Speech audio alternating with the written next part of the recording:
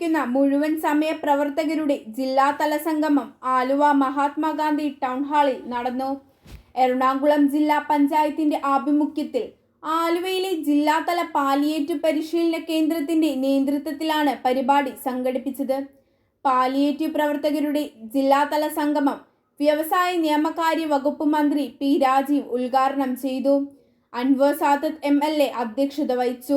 ജില്ലാ പഞ്ചായത്ത് പ്രസിഡന്റ് മനോജ് മൂത്തേടൻ മുഖ്യപ്രഭാഷണം നടത്തി.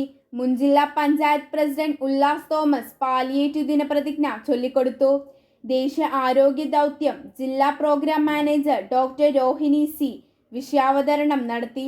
സംസ്ഥാനത്തെ Aardram mission palliative nodal officer doctor Mathews നുബേലി പാലിയേറ്റീവ് സന്ദേശം നൽകി.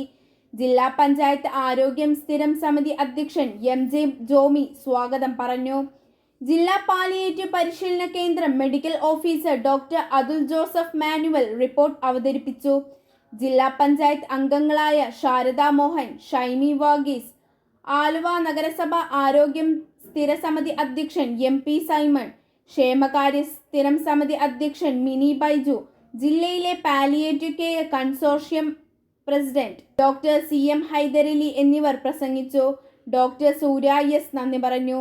മൂവാറ്റുപുഴ, ആലുവ, പറവൂർ, തൃപ്പൂണിത്തുറ എന്നീ സോണുകളിൽ നിന്നും എത്തിയ പാലിയേറ്റീവ് പ്രവർത്തകരുടെ തിരുവാതിര, ഒപ്പന, മാർഗംകളി, ഓട്ടംതുള്ളൽ, വിവിധ സ്കിറ്റുകൾ, ഗ്രൂപ്പ് ഡാൻസ് എന്നിവ നടന്നു. ആലുവ ലൈവ് ന്യൂസിനു വേണ്ടി സിദ്ദിഖ് കാരക്കാടിനോടൊപ്പം ഷാബാനത്ത്.